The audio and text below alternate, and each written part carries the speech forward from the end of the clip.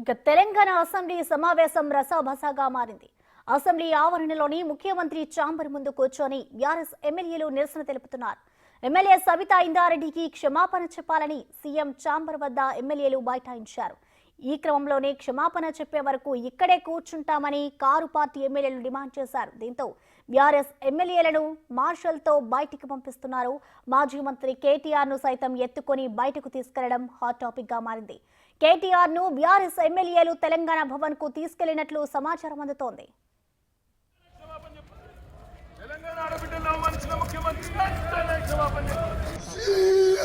Down, down, CM! Down, down, CM! Down, down, CM! Down, down, CM! Down, down, CM! Down, down!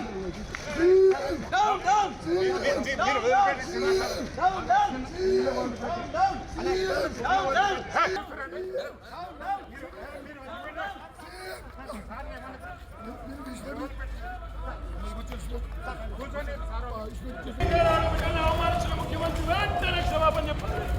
Telangana ఆడబిడ్డలను అవమానించిన ముఖ్యమంత్రి